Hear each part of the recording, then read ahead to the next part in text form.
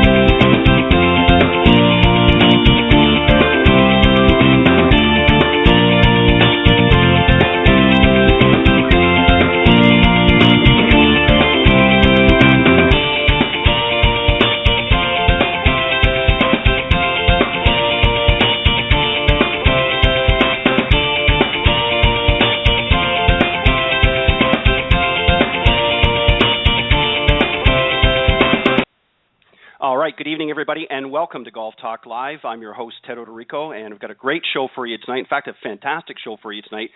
Two reasons. Of course, my favorite Coach's Corner panel going to be coming on here in just a few moments, and I'll bring them out here in just a second. And a little bit later in the show, I'm going to have former NFL linebacker and NFL Hall of Famer Mr. Lawrence L.T. Taylor is going to be joining me here.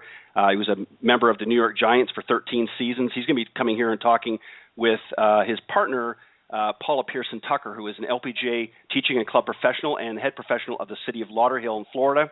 They're going to be talking about his Throwback Celebrity Golf Challenge that's coming up here, not this weekend, but next weekend.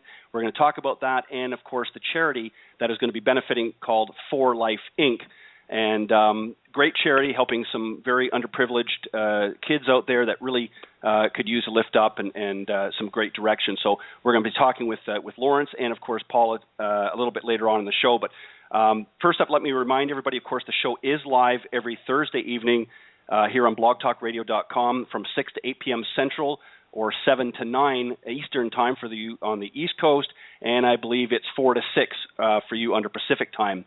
If you want to call into the program anytime during the show, you can do so. You can reach here on the program at area code 646-716-4667, or you can email any questions or comments to the program at any time to me personally at ted.golftalklive@gmail.com. And also, if you're interested in coming on the show, maybe you have something to share, you're in the golf business in some capacity and you want to come on the program and share maybe a product or a teaching style that you have that you feel might benefit some of the listeners out there, you can also reach me at that email at ted.golftalklive@gmail.com. And of course, as most of you know by now, I keep everything updated on social media, on Facebook. Go to facebook.com/Golf Talk Live blog. Make sure you have blog on the end there. And while you're there stopping on the page, if you haven't done so already, please like the page. I appreciate all the new likes that I've been getting here recently. Also, don't forget to follow me on Twitter. And again, thank you all of the new followers. Go to Ted and Buck CEO. That's CEO in capital letters. And also, you can visit the website at www.golftalkliveblog.com. As I said, very excited about the show tonight. I've got a great Coach's Corner panel coming on here. I'm going to do things a little bit differently. If you've been listening here the last few weeks, we talked about a series that I did called Plan for Success. We talked about the mental side of things, a little bit about equipment and how to sort of prepare for your upcoming round. But tonight I've got three great guests, actually hopefully four. I'm not sure if the other one's going to be able to join us or not. Everybody's busy, of course, so I totally understand that. We're going to be talking about junior golf, and they all specialize in their own way in the junior golf programs here across the United States. So without further hesitation, let me introduce you to them, and then I'm going to bring them on here. First up, of course, has been on here many, many times. In fact, was my very first guest on Golf Talk Live a few years ago, Nicole Weller, and she's the head teacher professional at the Landings Club in, of course, beautiful Savannah, Georgia, who has been getting some sunshine up until yesterday, she just told me, and so she can certainly have all the rain that we're getting here in the Northwest Florida. And she's also a member of the LPGA Teachers and Club Professionals, as well as the PGA of America and Proponent Group. Brendan Elliott, who I'm not sure if he's going to be joining us tonight, but I'll name him anyways, is a PGA professional and owner and founder of Little Inksters. And Kate Tempesta, who is also going to be joining us here in just a moment. She is the founder, partner, and president of Fun, my title, but we'll talk about that when she comes on. And she's also a member of the LPGA Teachers and Club Professionals and the director of the junior golf program at Montauk Downs. And last but certainly not least, a newcomer to the show. I want to welcome him especially, Mr. Tom Morton. He's a PGA Director of Player Development and the president of Morton Golf Foundation. Ladies and gentlemen, welcome to Golf Talk Live. Thank you. Exciting to be here. Thank you for having us. You're welcome. I hope I got everybody right, and if I don't, I apologize. I'll straighten that out as we go along. And as I mentioned, I'm not sure.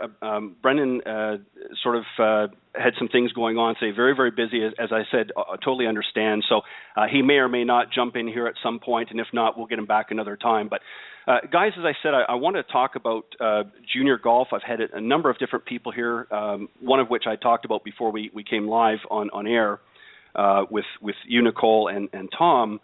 A lot of great junior programs out there, but let's sort of backtrack it for a second, and I'm going to start with you, Nicole, just since you've been on the show a number of times before. What's the right age, if any, to start sort of getting interest in golf? What age is appropriate to start a junior in golf? You know, I think we're going to have some different ideas coming up on age, but between the three of us, we're looking at much younger ages.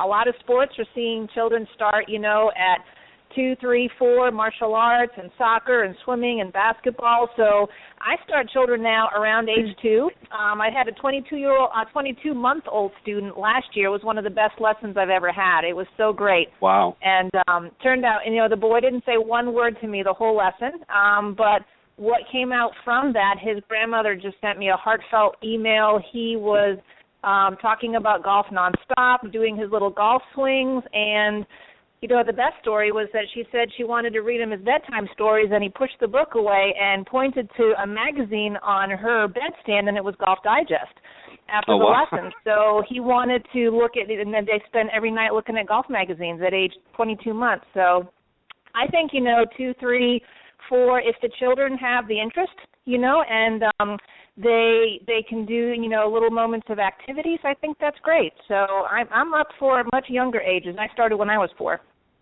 Yeah, I didn't start quite that. I take that back. I was on the range probably around that time as well, but I didn't really, and what I mean by serious is I didn't really have sort of a full comprehension of the game until I was about 7 years old. And, of course, my father took me out a little bit earlier than that to the driving range, but it was just more or less swinging at a golf ball, and I didn't really understand that much at 4 or 5 and even 6 really what I was doing. And then, 7, we sort of buckled down and said, okay, if you're going to get serious and want to learn how to play this game, now you have to sort of get a grip, literally.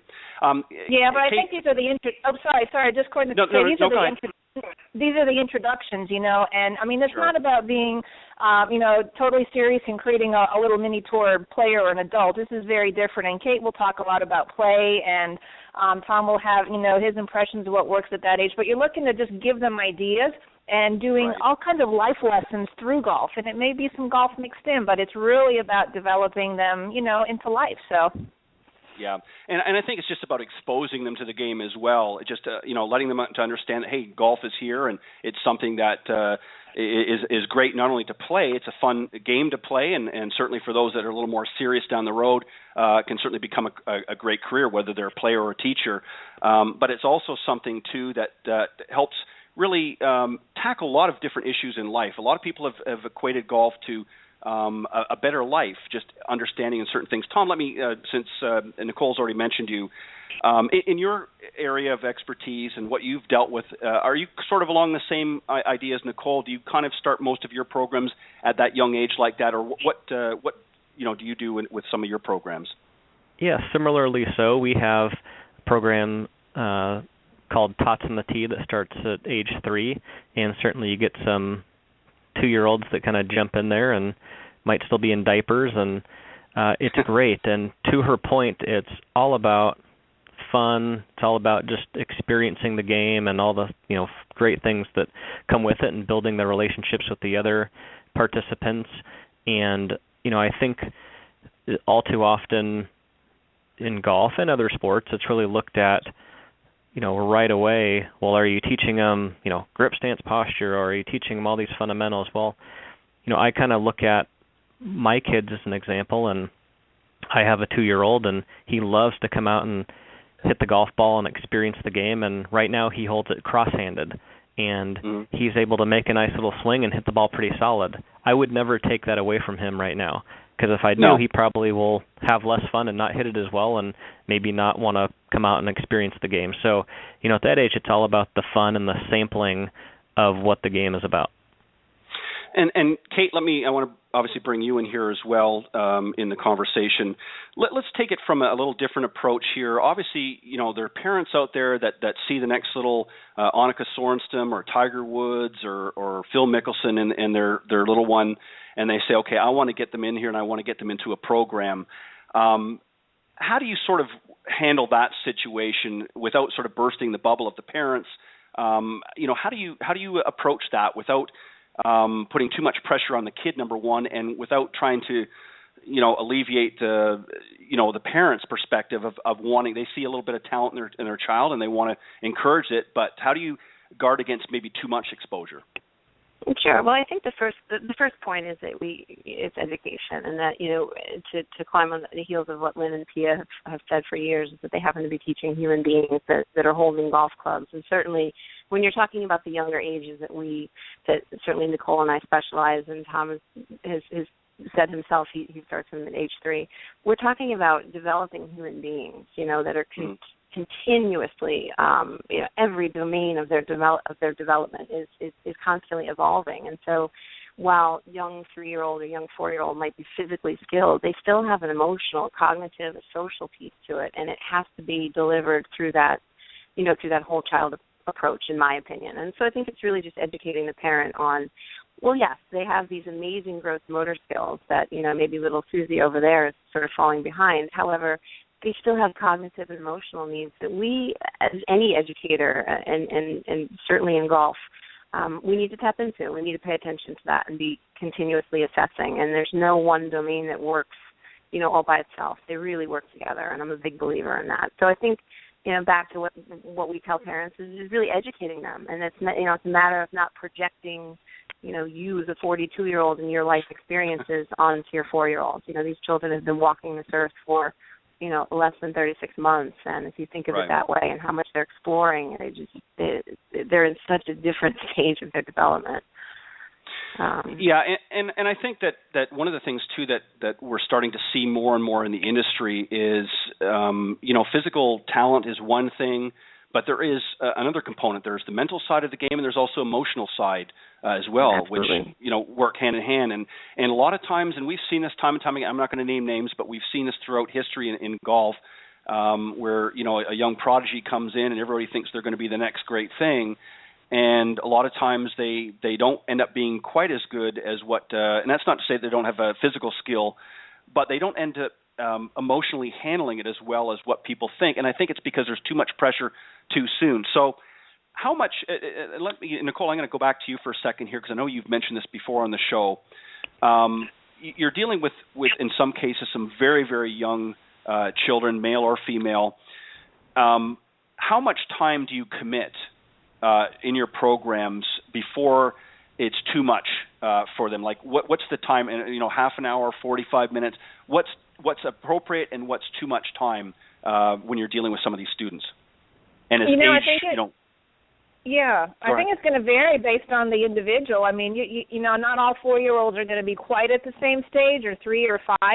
So what we do in our programs, with the individual lesson, I'll do maybe some half hours with a 2 to 3-year-old, and some may only stay 15 minutes. Rarely do they do that. We have just so many fun different activities that we move around from, and sometimes I'll see a 2 or 3-year-old that could stay 45 minutes and possibly even an hour. It's amazing.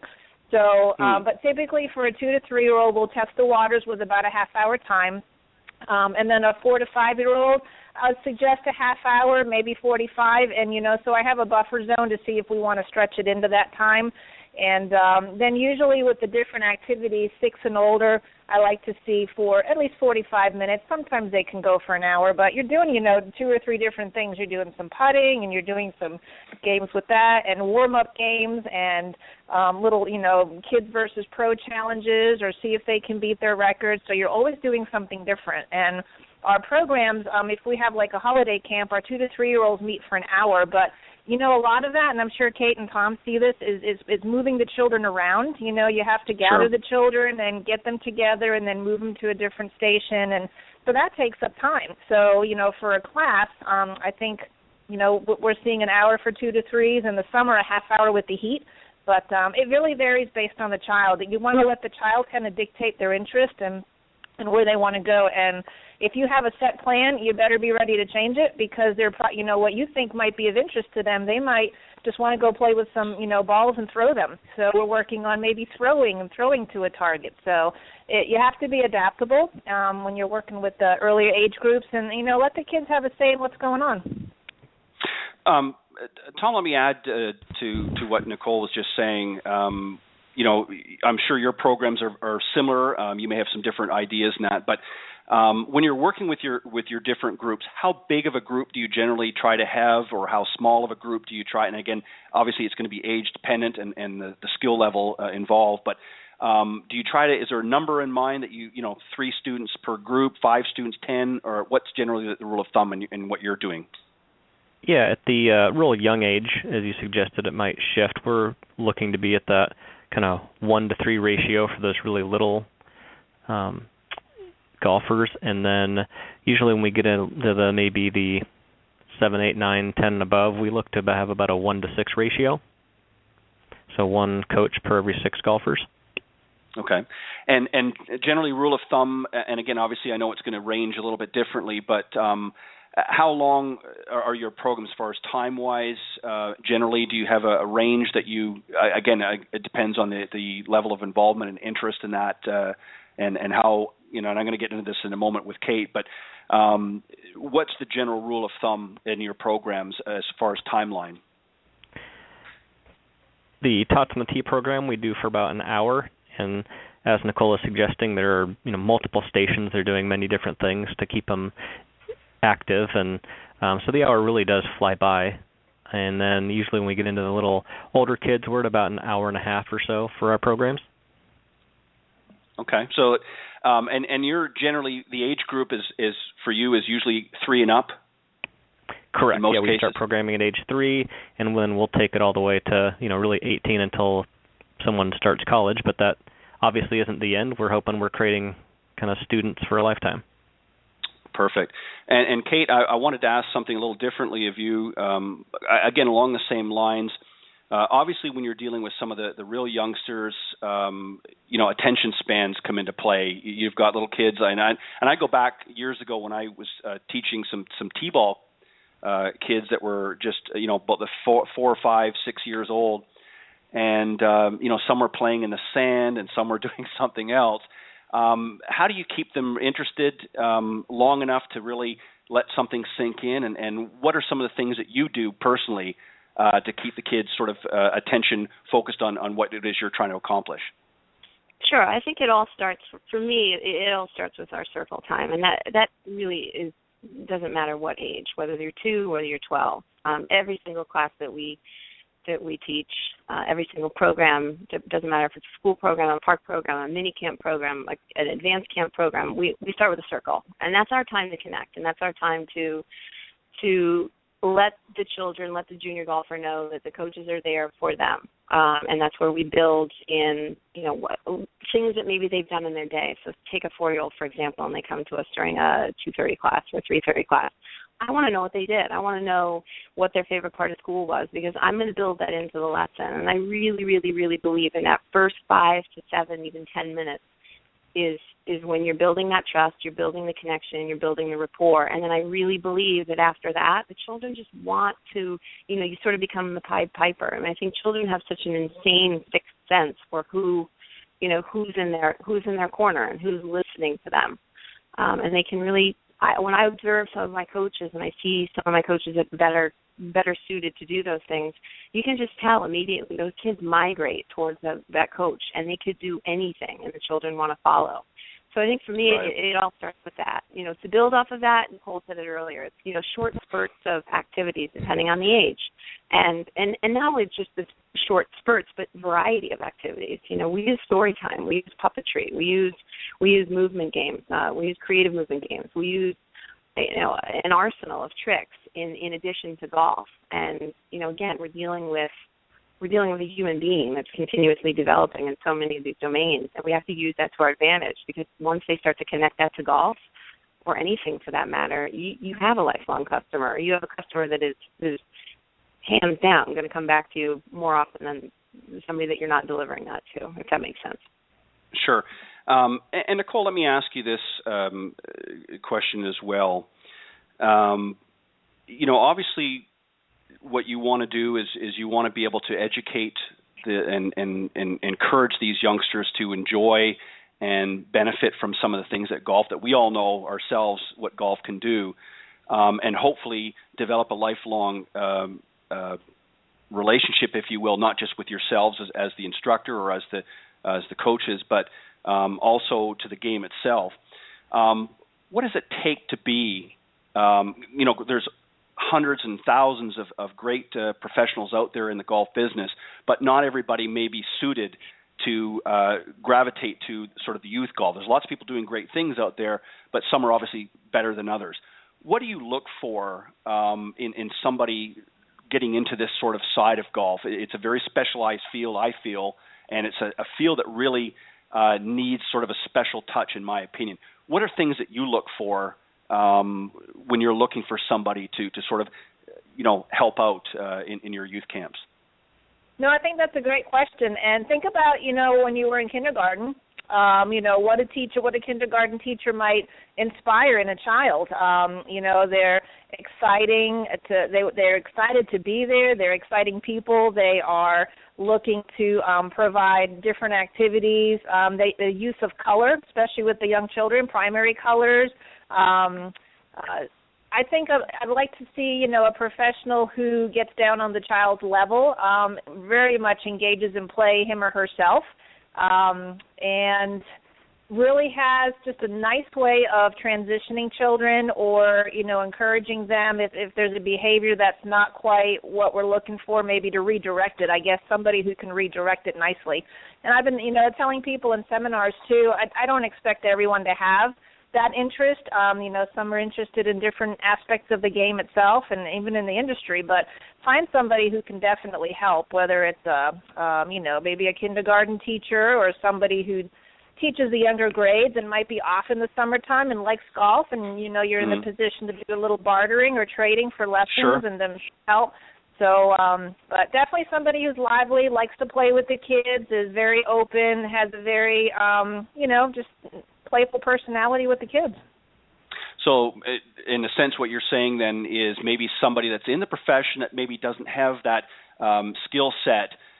It's a good idea for them to partner up with somebody that does, that maybe not is necessarily in the golf profession, but likes to work with kids, and it can be a good motivator for these youngsters. Maybe somehow work out a trade, if you will, or an alliance, and partner up with them. Is that pretty much what you're saying? Definitely, because that's a huge untapped market, for the golf industry and business, but also it's a void where their children aren't having a chance to try golf. So, you kind of have to delegate out what doesn't work for you. So if you're a golf pro and you're not very good with the fitness side, you partner up with a fitness trainer you can send somebody to. So finding somebody who is great in that niche, I think, will be wonderful, for the families, for the kids, and also for the golf pro and the business. So. Yeah, and I agree with that. I think you have to go with your strengths, and there's some people that have, if you talk to them about different aspects of the golf, some are great short game gurus, if you will, and some are just great on the overall, and then there's some that specialize in certain markets or certain genres, if you will, of golf. And I think that, as you said very eloquently, Nicole, is some are great in fitness. And if you're somebody that's not great in fitness or the fitness end of things, to try and add that to your repertoire without having somebody there to really be, to partner with, you're kind of doing yourself a disservice. Tom, I want to go to you next with this question because I know that you have something a little bit different, and I've heard of this before, but I want you to talk a little bit more because it's something that you guys have at your facility, foot golf. How did that sort of happen with you? And tell us a little bit, for those few people out there that don't understand what that is, tell us what foot golf is and how you are incorporating it into your programs. Yeah, so foot golf is really soccer golf, so to speak.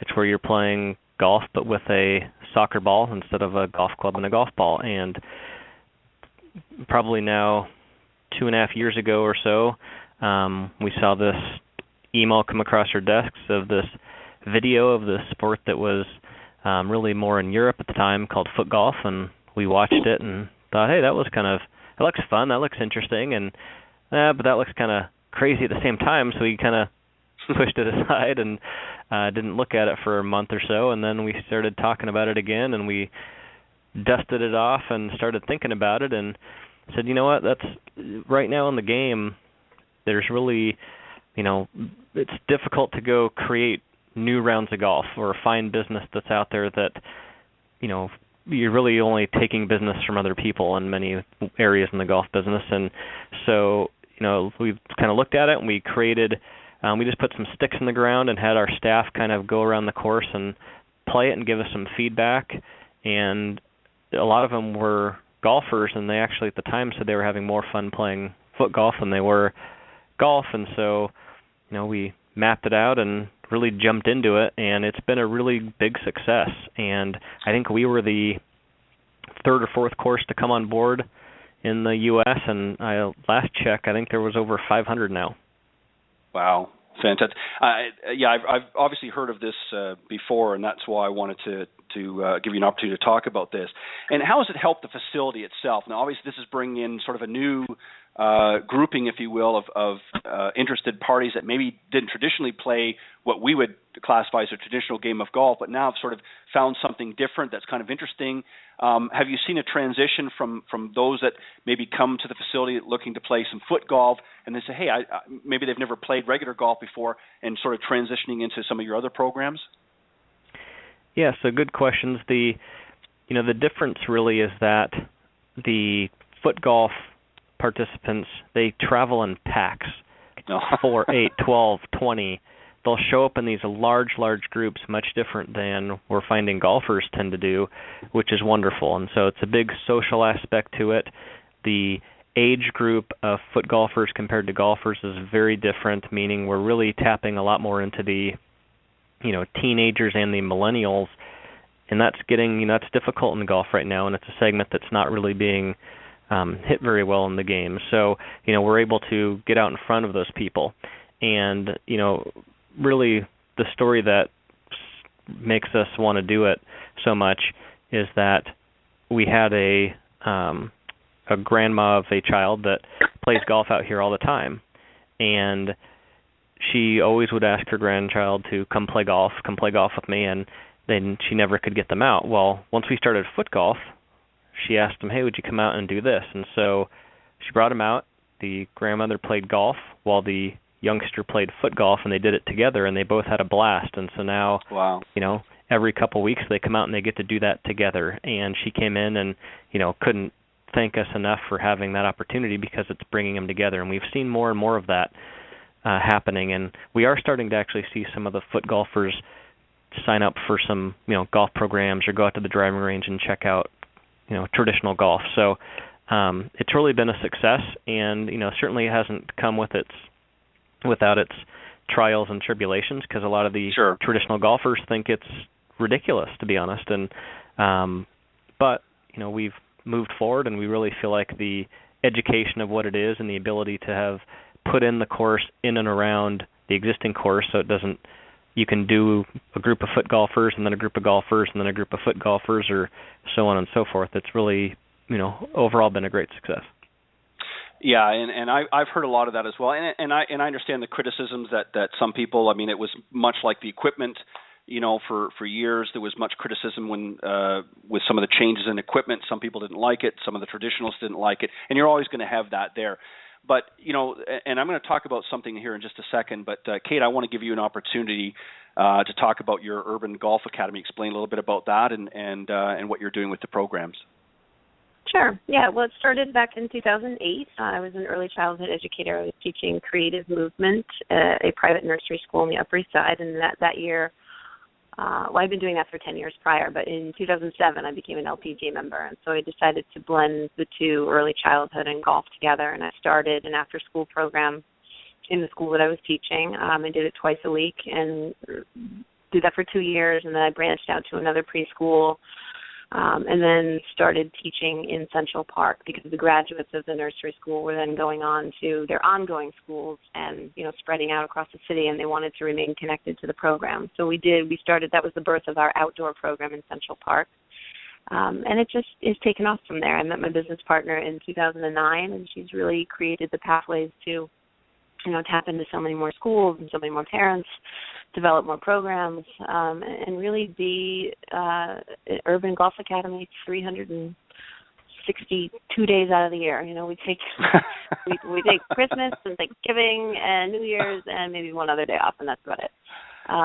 But we it's pretty cool, I have to say. It's been pretty awesome teaching in a non-traditional environment, and it's only, if anything, made me a better coach to everybody. It really forces you to think outside the box and get creative and break down, concepts of golf and communicate them in digestible ways, not only to children but adults, and that's it. So we're going strong. We have currently we have 330 kids in the program. And that'll go up significantly in the summer. So in the summer, I get to go out to Montauk, and I get to spend time at a real golf course at Montauk Downs, where I run the junior programs there. But we still have a ton of programming that goes on here in the city. So I'm pretty fortunate. Yeah, I'm very pleased with where it's gone. Yeah, I guess hanging around Central Park is a pretty cool job if you can get it. That's fantastic. Yeah, maybe even throw in a carriage ride once in a while when you have some free time. That would be a big plus as well. I'm going to, Nicole, I'm going to start with you, but I want all of you, Nicole, I'll let you take the lead on this, but I want all of you to certainly chime in here in just a moment. Tom kind of raised an interesting point about millennials and kind of getting them interested in golf and other things. Obviously, social media is something that we all have to, we certainly use to our advantage when necessary, but it's also something that can be very combative in trying to yank that device out of that kid's hand and get them doing something else. Are you finding that a challenge? Are you using it to your benefit? And I don't mean in a promotional way, and Nicole, as I said, I'm going to start with you, but how do you, I'm seeing little kids going down the street that are barely out of diapers that are, tapping on their iPhone or their parents' iPad or something like that. How do you work around the social media and all these different gadgets and get them involved in something, extracurricular other than just, what's the latest and greatest thing in computer technology? Good question, and I actually don't see a lot of it where I am. With the age groups, we work a lot with obviously 2 through 5, and then we have in our summer camps and our holiday camps and our lessons, we see members at our club probably up to about age 13, 14, and there are a handful that are older, so we don't get to see them as much. We're working, trying to create some programming to get them out playing and whatnot, but we don't really have issues with that. Excuse me. The parents, are usually the ones that have, the text or the social media on the sidelines, but honestly, it really hasn't affected us. We do talk about cell phones, when it gets to the little bit older group, and that we'd like to have it, away, on vibrate or in the bag, but it's not, going to be out for the golf session while we're there. Some of the kids that do come up with, like maybe a 10, 11, 12-year-old with a new phone they're excited to show, well, it's a good life lesson to talk about, respecting time and what is in the sport. And so it really hasn't affected us a whole lot, to be honest. What about now, and that obviously once they come out to the facility, you have certain guidelines that you want them to follow, as you said, putting the phones on vibrate and things like that. But Tom, what about yourself? Is that something that you've experienced? And I guess let me rephrase the question a little bit differently. Maybe that'll get more to the point that I'm looking for. there's a lot of things that are trying to take time from children. Social media is one of them. Just the stats alone, kids are not as involved in sports as they used to. Now, certainly if they've grown up in a sporting family, a lot of times they'll have that interest. But, I mean, I see the teens out at the different stores and just out in public, and they're not engaging in other extracurricular activities because they're too busy, chit-chatting and Facebooking and all this other kind of stuff. So is this, are we seeing sort of a lull in kids' interest in these extracurricular activities? Is that something that you're experiencing in your end of it as well, Tom? And if so, how are you sort of working around that? Yeah, I mean, I definitely think it is happening for sure, and it's a culture thing, and it's a much bigger than just us singularly at the golf course. And we in the Sacramento area, we are hitting about 15,000 kids in school programs, and it's amazing, what you see, and it's the, kind of, for lack of a better term, it's kind of a epidemic in terms of certainly lack of, athletic development, and certainly it's different areas of the United States, but in our area there's a lot, PE's kind of a thing of the past in many ways, and they're not getting the play time given to them both from, school, but at home you got parents that a lot of times are now working, 2 jobs. They're both working, and the child is left there to sort of entertain themselves, and just the lack of play that's going on is unfortunate. And I remember a few times that we'd go to schools and we'd be out there, and it's time to go play, golf, baseball, or a sport, like that, to have some fun with them. And some of the kids said, "Well, I've never thrown a ball before," and they're 10 years old, they're 11 years old, and that's hard to imagine. And so, kind of like Nicole and Kate are talking about, it's about bringing that to the, golf program, meaning every single time we deliver a program, we have an athletic movement piece to it and the play piece to it, because that is so crucial. Not just, it's going to make them a better golfer if they choose to really, go down that path of, becoming a better player, but more importantly, it's going to allow them to have a better life and a better, be healthier. And so, I mean, I think it is a real problem out there, and it's one that, locally we're doing everything we can to address in our programs when we, whether it's a school program or at our golf sites. Right. And Kate, what about you? I mean, obviously, being in the New York area, I'm sure you see a lot of this as well. How do we, what are some of the things that you're doing to try and combat technology? Obviously, you want to use it in some ways to your advantage to get the messages out there, but at the same time, it's tough to compete with. I mean, we see a lot of these kids that are just so enveloped by, the outside forces, if you will. Sometimes it can be an impenetrable shield. Is it something that you're seeing effects too? And if so, how are you managing through it? I guess I have a different vantage point for a couple of reasons. Number one, because I'm working with 90% of my business is really the 3 to 6 year olds. The other reason, though, is that we're in New York, and I sort of see the opposite problem, where these kids are forced into doing anything and everything, and oftentimes, they're going from piano to ballet to swimming to golf to this to that. And so, I just going to pride myself on one of the things that I feel like I can give the children is that hour to allow them to be themselves and be creative and play. And so I think New Yorkers, we're kind of on the treadmill all the time, right? Kids included. And so I think it's really important to give them space, just be themselves and stare at the walls and be creative, be the creative people that they are, human beings that they are. So I guess I just have a different vantage point. I mean, thankfully, I don't see the electronics. The 3-year-olds are not on their electronics. Sure. Our advanced programs, sure. I have some teenagers that come in, but we make it very clear that cell phones away, iPads away, and it's non-negotiable. We're here for you. We need you to be back here for us. So, but yeah, the 3 to 6 year olds are not coming in with iPads or cell phones, so I'm pretty fortunate. No, of course not. No, and I guess I'll tell you if they do, I'm packing up because that's game over. Yeah, right. And it's listen, it's not that far. With the new iWatch that's coming out here shortly, or I think it's almost out. I'm sure that's going to be the next great thing. But let's talk about since we've all kind of danced around a little bit, parents. What role, and grandparents, and again, this Nicole, I'll go back to you first if you want just some thoughts. What role do they play in the development of the juniors, and what should they do and what shouldn't they do?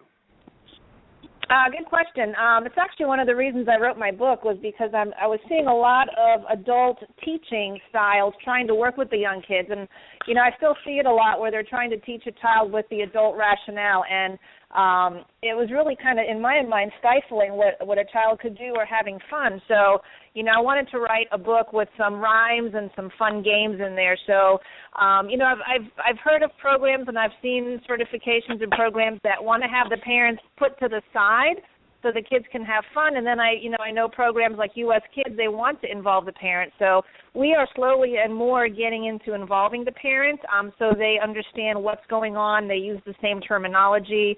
I try to follow up each week with our after-school program with here's what we did, here are the terms that we used, so they can see what's going on. So I think involvement is a good way to go. But when the time is there for the kids to have a lesson or play, I do let parents know, we're going to work a little bit and have some fun, and we'll catch up with you at the end of our session and tell you what we did. But during some lessons, I do know parents like to, yell in and go, hey, keep your head down. I'm like, well, it's not quite what we were talking about, but, we'll catch you up at the end of our session. Or if there's a child there that keeps looking back at the parent and the parent's, pointing like, pay attention, I'm like, well, your mom or dad are actually like, yeah, they're like a little ghost right now, and they're just going to float around and maybe watch, but you and me are on right here. So, I do try to involve them, but I want to make sure the child is performing for him or herself and not for someone else. So if I see that happening, we might go out into the course or might do something different. But involvement at some point keeps them on the same page and lets them know what we're doing and why we're doing things. So.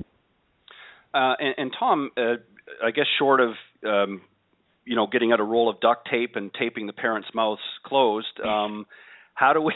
I'm sorry, I couldn't resist. How do we, or how do you rather, deal with that issue as well? Obviously, I'm sure you've come across this where parents get a little bit over anxious and want to help little Johnny or little Susie along, and they don't realize that sometimes they're more of a hindrance. Are they present in some of your programs, especially at the young age? Is it something that you do encourage, or do you try to discourage, or a little of both? Yeah, they're definitely around. We don't allow them to be directly in the center and involved, even though sometimes, as Nicole's speaking to, they, might yell out from the sidelines, so to speak. For me, it's about parent education. Mm-hmm. That's our job as, a golf coach and being with their children is to help educate them because, like it or not, they're obviously going to be spending way more time with their child than we are.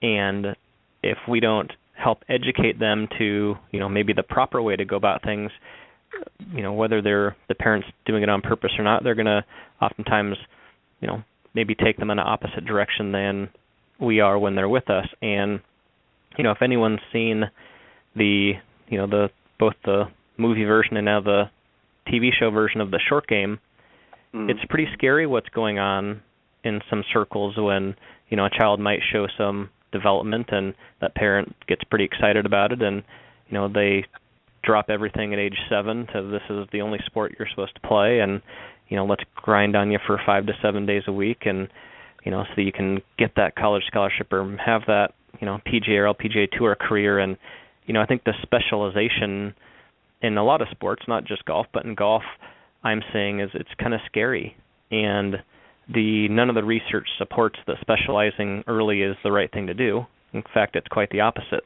Interesting stat is 83 to 85% of age group champions do not become champions of their sports when adult professional competitions are contested. That's a big one. Just because someone's winning age 7, 8, 9, that, means they're, in large part, probably not going to be that champion when they get to be an adult. And specializing in an early age might allow them to be better young, but, there might be missing a lot of those things that we were talking about earlier. What about the social aspect? What about, all those other things that create that well-rounded human being, which allows them to, be the best they can be? So it's a big one, but I really go back to parent education. We're starting to do just classes for the parents about that. Hey, what's the best way to go about, allowing your child to be in the sport? What's the process you should follow, and all those sort of things. Yeah, and that's a great point. And Kate, I'm sure you may or may not have experienced that as well. What are some of the things that you do? Do you like to involve the parents as much as possible, or as little as possible, or again a mix of both? In the younger ages, I'll let them come around for the first session, but then I do encourage, and I do send out a mass email saying that we ask you that you respect 50 yards away. It's a little bit tricky because we're in Central Park, and so Sure. there are bathroom issues that creep up, and so we have to have either the nannies or the parents or the babysitters somewhere near that we can go to. But we really do discourage the parent involvement. I do plenty of parent-child lessons where I will teach the parent, the verbiage that we use, and we've come up with what I call birdieisms. Birdie is our mascot. These are what I feel are an effective way to communicate to children key concepts in golf. Things like, so the classic, when Nicole said earlier, keep your head down. I wanted to just joke and say, no way, I can't believe you've heard that. I mean, we hear it like 5 times a day. But what does that really mean? And so here's how we deliver it to the child, right? That might mean they're coming out of their posture, but I'm not going to talk to a 5-year-old if they're coming out of their posture. I'm going to talk about an elevator move, and let's make your golf swing on the 5th floor, and rather than go up to the 6th, let's just stay right there in your playroom. And then they get it. And then as soon as the proof's in the pudding, so as soon as you can affect that change, and the parent sees that, they're like, wow, there's something to this. All right, so give me more. What else do you use? What other kind of birdieisms do you use? So, so I think all 4 of us sit here and believe is it's about educating the parents. And ultimately, if you do that, and they're still, I've had my fair share of the type A New York parents that houses chipping at 3 years old. If after all the education in the world, they're still making comments like that and they're still pushing you, there's a pro down the street, and it's not for me. And I think, once we found our niche, and we're lucky that we have, there's no questioning that why we do what we do. I'm not going to compromise because some dude took lessons with the late Jim Flick and he believes that a 3-year-old should be tripping better. That's not my philosophy. I can educate you as much as I can, but if you're not down with it, then you got to move on because I'm not budging. Well, and one of the I'll go hard. Yeah, no, I agree with that. One of the things that the industry has tried to do here lately is they're trying to find ways, as we all know, and I think anybody that doesn't see this is not really paying attention, but the stats don't lie. The number of golfers has, and maybe not so much the physical number of golfers, that certainly has gone down, but number of rounds played for a number of reasons. Number one, obviously, time restrictions. People don't have as much time. Some people have 2 jobs. Some people have 3 jobs.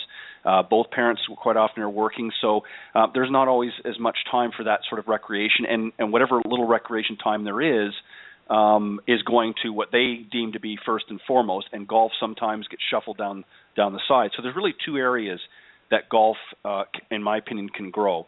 Obviously, traditionally, has been a male-dominated sport. There's been certainly a lot of women that have come up here, but I think the ladies are certainly, in my opinion, a big area that there can be substantial growth in, and also in the juniors as well. The problem that I see, and maybe you guys maybe don't have direct experience, but just, Kate, what you were alluding to here, there's a lot of people still in the industry that are thinking little Johnny and little Susie are going to be the next big thing. And I know in certain areas of Florida, some of the big academies, they're just churning them out like, numbers.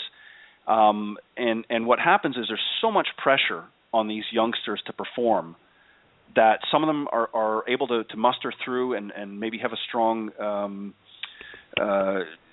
balance in their minds and are able to push through. But a lot of them just end up sort of folding and give up because it's just too much pressure. They just can't handle it.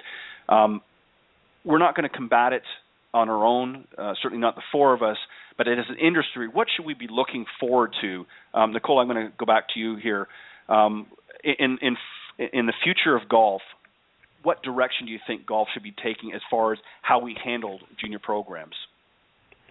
I think having a youth golf program that is all-encompassing, and I know a lot of more like the elite programs, the performance programs for middle school, high schoolers are really starting to add this in, which is cool. But the mental part of the game, as well as the emotional part, I think you had Tim Creamer on with Spirit of Golf, and to me that is a whole new field That not only deals with the the mental, but it's the emotional aspect and the belief system. And I think the European teams, the Swedish teams, they're what Pia's doing. I think that's definitely been a step above what we're doing here. Like you can't make a mistake. If you make a mistake, you get reprimanded or you get a negative nonverbal reaction from a coach or a parent. And it's got to be okay to make mistakes because that's how you learn. But our culture is just so different. So having a nice holistic program and I think, Jordan Spieth's a great example. He seems to be a very well-rounded young guy, and, understanding what pressure is. And Tim, would talk to you about, if you're in a good spot and you are able to manage the emotions and detach from what's going on, you actually won't experience that much pressure. But I can understand that there are other forces out there, but it's how you deal with it. It's becoming a well-rounded person and having all the different assets and things available to you and how to develop that. So I think it's got to be, programs that are well-rounded and let you be a kid and figure out who you are and be creative. And not just tell you this is how it should be, but you figuring out ways to do it on your own. More guidance and less direct instruction. Yeah, I agree. Tom, what about you? What direction would you like to see, or any changes, if any, to where, as far as direction, where the golf industry goes as far as handling new growth, especially with the juniors? Well, first, I think when the industry sort of took a downturn in kind of 07, 08, it really, a lot of the things that were considered maybe, peripheral things like junior programs or even, lesson programs in general, a lot of those things really got cut back and taken away, and really the focus was on, course maintenance and green fees and the traditional revenue streams. And I think that's been part of why, it's been hurting the industry a little bit. And I'm hoping that we get back to the industry understanding the importance of, junior golf and how it's really, as everyone here is talking about, the development of human beings and the development of being a quality person through this great game, and what that will do long term to our facilities and to the game is, astronomical. And, golfers, when you get them hooked, they're golfers for life, and that's really the neat thing about the sport. So, first I hope that comes back a little bit and the focus gets to be on some player development, especially youth development. But I totally agree with what Nicole was talking about there. It's so important that it's about guidance and less, direct kind of instruction and letting the child kind of find their way. And, as has been discussed, Pia and Lynn are doing a great job with it. The Canadians are doing a great job with it. Mm-hmm. And it's really, really amazing what's starting to happen when the focus does shift to that type of development. And, I keep hearing the word that Katie's using, creativity. That is fantastic. And, you listen to what Jordan just talked about and why he loves Augusta National, because I get to be creative. I get to, see the lines of the putts, and I get to do this. And that is terrific. And I think if you really look at those players that have made it, they are that full, well-rounded person, because there is so much to do with not just the golf part. So I think that's what we need to be in the business of doing, is, creating those well-rounded people. And we know how hard it is to make it out there, to get a college scholarship, to be, successful on tour. I mean, I think it is something like, 1 in 3 Division I All-Americans will actually make the PGA Tour. Well, that's the best in college, and 1 in 3 make it. So, right. What's the fallback? Well, it's a great game. I get to play it for life. And, oh, by the way, I've developed all these great skills which are going to help me in life. Yeah, exactly. Well, that's well said. Kate, I think, the answer to golf for a long time has been, what new driver we can come out with, or what's the latest technique that we can come out with. And they're all interesting and great, but it's really not done anything to help grow the game. And as I've said just a few moments ago, I think women's golf particularly is an area, and I know we're focusing more on the junior side of it, but women's is certainly an area that we can grow the game, but juniors. What would you like to see, in your opinion, just based on what you're doing now? Are we going in the right direction, maybe slow but sure? And if so, or if not, what would you like to see different happen? I've only been in the industry since 2007, but I will say that I'm proud to see some shifting happening, and I think Nicole and Brendan, if you were here, would agree that there's more and more attention to certainly the younger kids, and I think by drawing attention to the younger kids, we're going to draw attention to all juniors in general. But what I would like to see personally is just more education for those that are going out and working with juniors, and I think that everybody would agree that all too often, you get your third assistant, and the third assistant may very well have the skill set to work with the juniors, but oftentimes they're the least experienced, and they're just not the ones that are properly suited to be working with these little gems that are going to be our future golfers. So one thing that I'm working on personally, I spoke at Florida Gulf Coast University, the PGM program, a couple weeks ago. This week I'm going down to Penn State to talk to their freshman, sophomore, and junior classes. Got to present to them, give them a slideshow on philosophy and what we do, and then we actually got to teach a class of 8 kids in front of them, and it was a very, very powerful experience with a great Q&A afterwards, where they really got a chance to see how it doesn't have to be about grip and stance and aim and posture, and that we get to all that, but we do it through playing games. We do it through the attitude that we bring to the kids. We do it through the early success we get them, and we do it through play. We do it through getting down on their level and playing with them. And so I would like to see the industry, take a risk and put some more time, money, and into this part of education. Writing calligraphy and tournament sheets and fleet cart management is all great. It's all part of the business, but we need to pour more energy and place more faith and trust into creating better golf coaches and better guiders of these people that are going to be our future golfers. So. Yeah, and I agree, and I have to give credit where credit is due.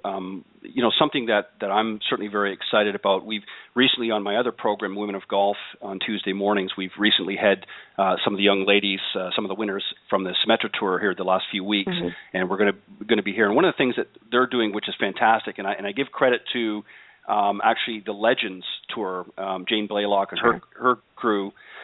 They're actually having an event this week that's paralleled with the Symetra Tour. It's actually, I think, a Symetra Tour event, but the Legends have sort of tapped onto it.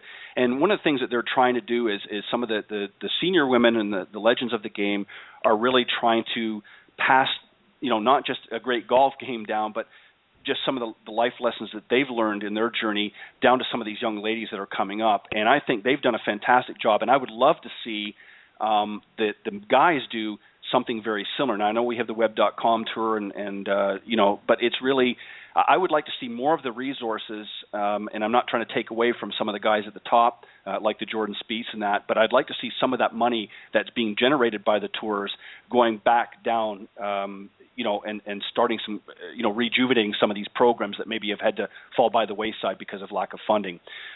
Guys, some great discussion. And I want to give each of you an opportunity. Unfortunately, we didn't get a chance. I'm running out of time here. I didn't get a chance to talk about Little Linksters.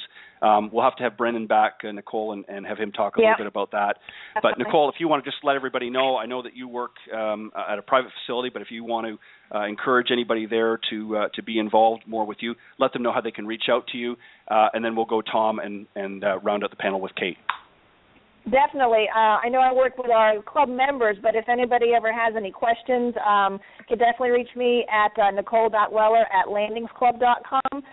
My website, nicoleweller.com.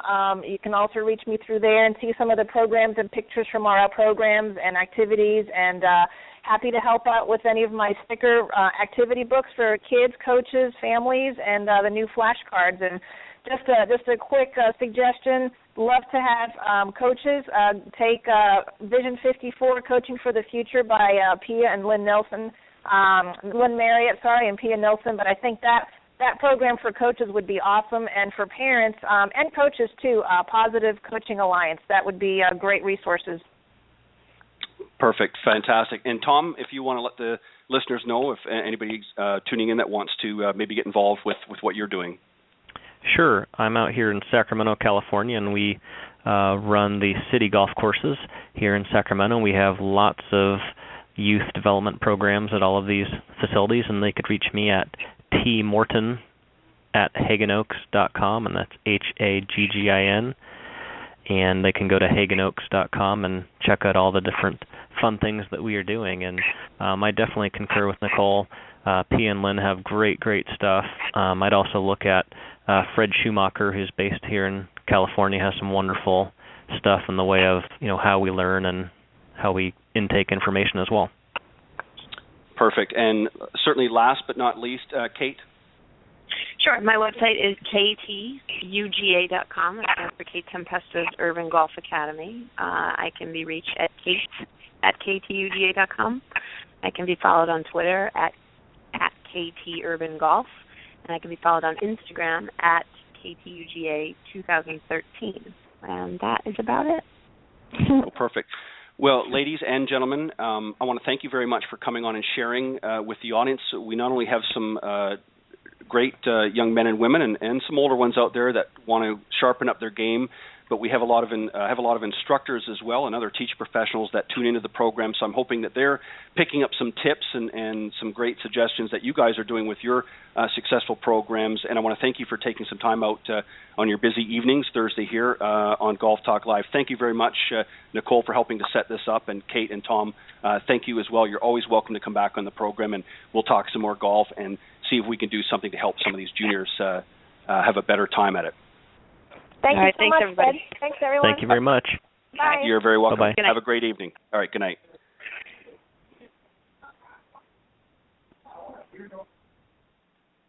Okay, that was my very special guest, Nicole Weller, Kate Tempesta, and Tom Morton on the Coach's Corner panel tonight. And I want to thank them very much for all that they do and really helping to grow junior golf. They all of them done a fantastic job. Unfortunately, as I mentioned earlier, I wasn't sure if Brendan Elliott was going to be able to join us, but we'll get him back here on the program another time. I'm very excited about the second half of my program tonight. I've got two great people here. I'm going to do just a brief introduction. I'm going to bring them both on. Lawrence Taylor, of course, LT for short. We all know him as probably one of the most successful linebackers that ever played the game. Former New York Giants player, is a Hall of Famer as well. Too many titles and accolades really to mention them all, but he's here to talk about with his partner, Paula Pearson-Tucker, who I'm going to tell you a little bit about here in just a second, are here to talk about a great celebrity tournament that they're running next weekend, not this coming weekend, but the following weekend. We'll talk a little bit about that and about the great charity that they're going to be benefiting from some of the proceeds that through this hard work and that. So let me bring them out here first, and we'll talk a little bit about the Throwback Celebrity Challenge, a golf challenge that's coming up not this weekend, coming up at the following weekend. Let me bring Mr. Lawrence Taylor and Paula Pearson-Tucker on the show. Hi. Good evening, Paula and LT. Welcome to the show. Hi. Good evening, Lawrence. I'm not sure if he made it on here or not. Paula, you still with me? Yes, I'm still here. Okay, I'm not sure if for some reason he's not either hearing me or... Hi, Lawrence, are you on? I'm not sure if he's... let me just put it on hold here. Hi, good evening, Lawrence. I'm not sure. For some reason, we're not receiving him. May have to, if you can hear me, Lawrence, you may have to call back into the program. For some reason, we're not picking you up on the system here. Yeah, because I know he's there. I just talked to him. No. Is his area code 945 or 786? It's 305. Okay, then it's not him. Oh, wait a minute. Here's another one here. Hi, is this Lawrence? Yes. Hi. Good evening and welcome to Golf Talk Live. Thank you. Okay, we're here now, Paula. Both you and Lawrence. You missed, did you hear all that great? Did you hear all that great introduction he just gave you, Lawrence? No, I didn't hear it, but go ahead. All right. Okay, well, we had a little trouble with the numbers. That not a problem. Well, first off, I want to thank both of you for coming on Golf Talk Live this evening, and we're going to talk a little bit about the tournament coming up here next weekend, not this weekend, but the following weekend, and of course, Paula, we're going to talk about the For Life charity as well. But Lawrence, I want to just obviously, the audience knows that you're coming on here and knows that you're a former NFL, very successful linebacker, had a phenomenal career, and I'd be remiss if I didn't talk a little bit about that. If you don't mind, just take a moment or two, and we'll just talk a little bit about your career with the New York Giants, if that's okay. That's cool. Go ahead. All right. As I mentioned to the listeners here, bringing you on the program, you had 13 great seasons with the New York Giants. Probably, and certainly in my opinion, and I don't think I'd be hard-pressed to find anybody that would disagree with me, certainly the most successful linebacker that ever played this great game. And now you're doing some other great things. One of the questions I wanted to ask you that I've always wanted to ask somebody in your position is, when you first stepped out, the very first time you stepped out as a professional, what thoughts went through your mind? What thoughts? God, yeah. I don't know what thoughts went through.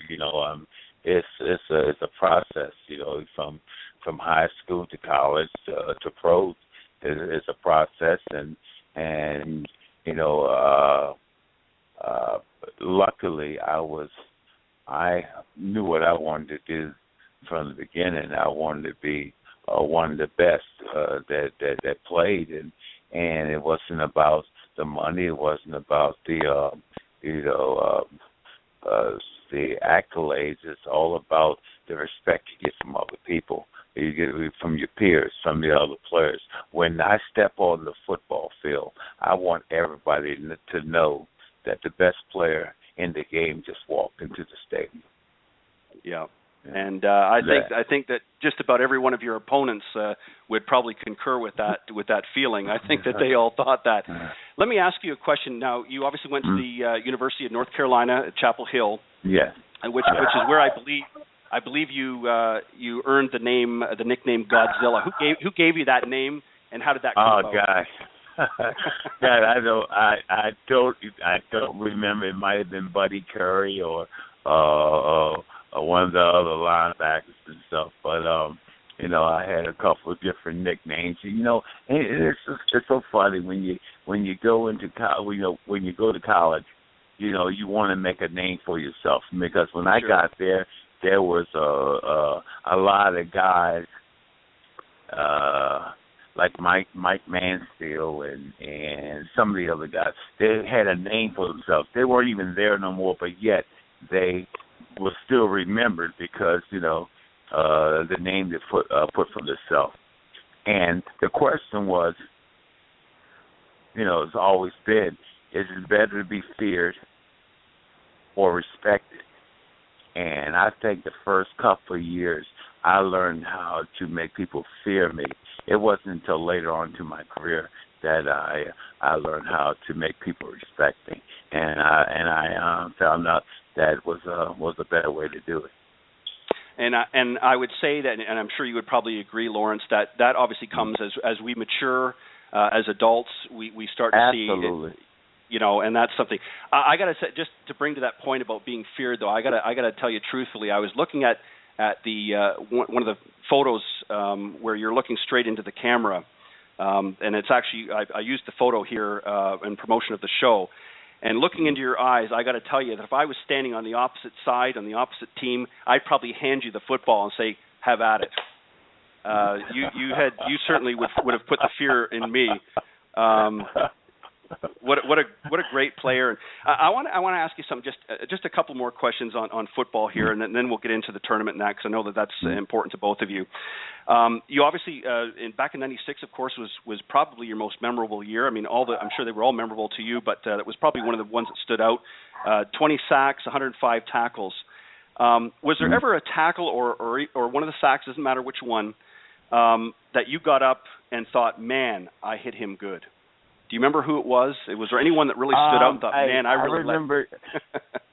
Okay, I remember we was on a goal line playing Washington Redskins, and Riggo, John Riggins. Yep. He came across the middle on a 4th and 1, and I tell you what, I stuck him as good as I could. And Rico never said anything to me. I was a young guy back then. He never says it, and he got up, looked me dead in the eye, and said, "That was a good hit." You know, and I will always remember that. Always remember that. So, yeah, okay. Welcome to the NFL. Yes, I'm here. I'm here. What was, in your opinion, and again, I'm sure there were many, but is there any game that sticks out? What was the best game that you played, that Lawrence Taylor played in your mind that you say, I was on that game? That was my best game. Wow. I don't know. I really don't know. I think I've had one time in New Orleans I played an excellent game. A bunch of Philadelphia games I played well, and to say which game is the best game I've ever played. God, those are games I really don't remember because like some San Francisco games. Those the playoff games we had back in 86 or during the Super Bowl run. Those two games that we played with San Francisco that year, one regular season, one playoff, were the best games I've ever been in. Where time stood still. I didn't know if it was 2 minutes left in the game or 2 quarters left in the game. It was just like one of those games that all you did was just battle, and you could never be comfortable. When you can't be comfortable, you don't know how the game's going to go, and everything is teeter-totter. I mean, I tell you, those are 2 best games I've ever been involved in since it being in the NFL. Fantastic. And just one final question here. Was there any one team that you recall in throughout your career, Lawrence, that you just hated playing against? Was there ever a team that you just, when you knew you were going up against and the jersey went on, you went up head-to-head with them, you thought, I don't like playing these guys? It's not a question of I don't like playing these guys. I mean, you got your rivalries, you have your teams. You know that you actually have to. You got to play for 60 minutes. That you cannot give up a play because 1 minute, you can be up by 2 touchdowns. Next minute, you're down by 3 points. So I mean, and I think the teams like Philadelphia was always tough. It was always, there was a rival. Yep. The fans were. Their fans were. They were. I tell you what, I wouldn't even let my daggone family go to the game because I'm afraid they might get their ass kicked in the daggone stand. But I'll tell you, it was those are the type of games you love playing, and at the end of the game, you look them dead in the eye, and you know you're going to do it again in 3 or 4 more weeks. Yeah. That's just unbelievable. Well, let me just say this, Laura, with respect to Philadelphia, that applies to their hockey team as well. I'm originally being from Canada, and a Toronto Maple Leaf fan, of course, is my home team, and quite often we get into those rivalries with the Maple Leafs against Philadelphia, and let me tell you, it transitions into their hockey team as well. One last thing, and then we're going to get into the golf, Paula, and thank you for being patient and waiting here. Lawrence, was there a mentor, somebody that you looked up to throughout your career, both before professional and during your professional? Was anybody that you really admired throughout your professional career? As far as a player? It doesn't have to be a player, just anybody. Not anybody a player. No, I learned. Coach Jones was he got me into football in my junior year, and he kind of mentored me the whole way through. And I'll tell you what, I've always respected Coach Jones, Melvin Jones, and then once I became a New York Giant, I had a new mentor, Bill Parcells, and I tell you what, I cannot even begin to tell you the things that he did for me, not as far as doing things personal or something like that. I mean, the insight. We both had the same philosophy of football. And when I can go to work and when I can do things and I don't have somebody on my back telling me what to do every minute, and he's willing to accept the way I see it, you know. He said the first thing he told me, like, he used to be on my ass every day, and finally I told him, listen, I can't work like this. Well, he said, well, you do it the way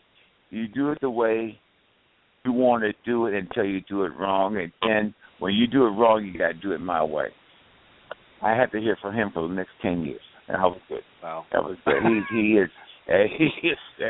This guy is a coach, and it's hard for me to say who's a better coach, Bill Parcells or Bill Belichick, because I had them both. But you know what? Belichick may have more rings and stuff like that, but I tell you that Bill Parcells is a man's man. He's a excellent coach, and one thing about Bill, you'll never have to worry about him talking behind your back. He's going to tell you like it is. And if you ain't doing the job, he's going to tell you you're not doing the job. But if you're doing the job and you want his job, he's going to let you know. And that's what people forget. You know, we as athletes and as professional players, you know, every now and then we still need encouragement to let us know that, hey, we're doing the job right, you know. Time to say, listen, hey, that was a great performance, or hey, this is what we're talking about. I mean, it goes a long way, especially when you have an athlete that can play. You know? Yeah, and that's so true.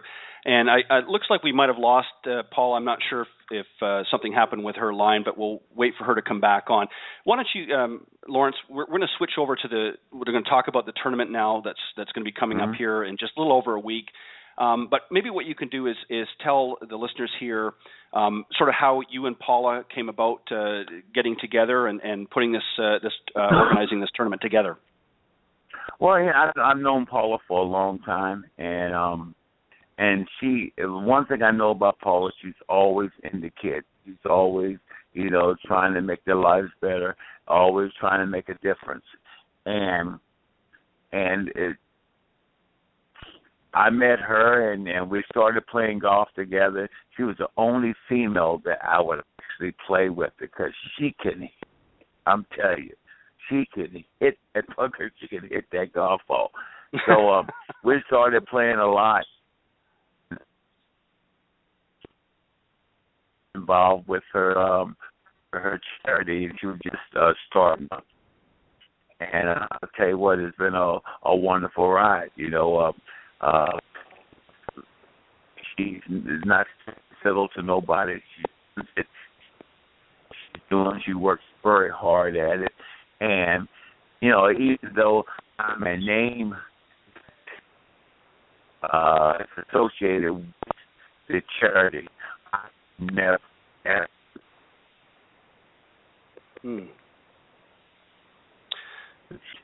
And I'm too many different places. See where this tournament has gone from where it started to where it is now. Hey man, it's just all it's all because of Paula. And Paula, welcome back. I know we lost you there temporarily, and I'm glad you were able to find your way back. Paula, I was asking LT how sort of your relationship with him came about, and how you started the charity tournament that is coming up here in a little over a week. What were some of the things, and we're going to get into the charity part of it in just a second, but obviously that is very dear to your heart. I know that's something that we want to talk about here tonight, and that's the whole real reason that we want to have you here. is to really talk about how we're going to help some of these youngsters out there that have struggled in many different ways, and that's really the purpose of this tournament. So let's talk about, first off, let's talk about the tournament, and then we're going to talk about the charity. Why don't you, Paula, if you will, just explain a little bit about the tournament, when it is, and what some of the things that some of those that are participating are going to expect to see this year at the 7th Annual Lawrence Taylor's Throwback, and how you came up with Throwback. Well, the tournament originally started as the City of Lauderdale's 50th anniversary. And, you know, I work with the city, and they're very supportive of our program. So it started out just celebrating 50 years in Lauderdale, and at that time we were just on one golf course, and we experienced a pretty good amount of success. And then, you know, over the years, it has grown. Now, the first year we did it at Inverary Country Club, which is in Lauderdale, and that's where they hosted the Jackie Gleason Classic in the 70s. So right. I just kind of thought, you know, we can celebrate this history. Why don't we just kind of go back to the 70s every year? That's how we came up with the name Throwback. So every year we throw back, we celebrate the 70s, and we raise some money for life. Yeah, and that's a fantastic. I like it. I was looking at the promotional information that you had sent me, the promotional flyer and that, and I just absolutely love it. We're going to talk about that in just a second. But one of the things I wanted to ask you too is this year you're doing something a little bit different. You're kicking it off with the Tee Up For Life Drive, and that's for FORE Life, which is the charity that's involved. Tell us a little bit about that. Well, everything that we teach the kids at For Life is to help them in life. You know, we want to make sure that the children are able and practice making good decisions. And that's how our programming is here. We just kind of use the game of golf to help kids make better decisions. And we do it 47 weeks out of the year. You know, our programming make these kids think. And we sort of have a different focus this year. We always want our kids to be successful. But I'm in the trenches with these kids, and I've had some kids that have come through this program from the juvenile justice system. They're either doing probation or they're doing community service, and they just need a place where they can work hard to find their potential, and that's what we want to do. We want to give them an opportunity to see how good they can be, and that's how our programming is geared towards that. These kids being able to have an opportunity to survive. Because, I mean, the things that they're dealing with today, you don't even have any idea. And unless you're with them all the time and talk to them and know the things that they're dealing with, you know, you couldn't believe it. So that's what we do. I mean, we get to the nitty-gritty, get down dirty, and that's how we talk to the kids, because these are the things that they're dealing with. And we want them to be able to make decisions that's going to help them survive. I mean, they got to live first before they can succeed, and that's what the Tee Up for Life Drive is. And the difference with our program is that, you know, hey, we're not really dealing with the privileged kids. We're dealing with kids that have problems. Yeah. You know, they got problems, and that's where I think we need to focus more on. Hey, you know, kids that, you know, the rich can't really, you know, how many problems can they have? You know, but we deal with kids that really have problems, and I tell you, there's not many programs that are out there that deals with the lost souls, and I tell you what, we've seen these kids come from the juvenile system and turn out to be great kids. I mean, great kids. I tell you, and that's what. Why do I don't want to worry about somebody breaking into my car? Hey, listen. Instead of breaking into a car, come over here and let us teach you some life skills. Let's teach you some skills like, hey, if somebody disrespects you, as people say nowadays, just how to handle that. You know, there's a lot of ways to handle that other than pulling out a gun and shooting up the place. Okay. Yeah. You know, there's a lot of ways to handle that, and that's what we focus on. And that's what we deal with, Ted. And you know, you can sit down. We sit down and talk to these kids, and the kids say, "Oh, Coach Cole, I've been shot." I'm like, "Shot? Well, I've never been shot, so I can't relate to that. But I can listen to these kids talking about being shot. You know, that's a whole different thing that when you're talking about teaching golf, when you got a kid that say, "I've been shot," or "I don't want to go home because I'm being abused at home." You know, these are the type of things that we deal with here, and we offer these kids a safe place where they can come and be kids. And when you see a kid sure, that comes from that situation, a kid that comes from that situation, and then 3 or 4 or 5 years later, he's working at a bank or something. I mean, he's getting ready to go to college and stuff because we're raising up funds to get him to college and stuff. You know what?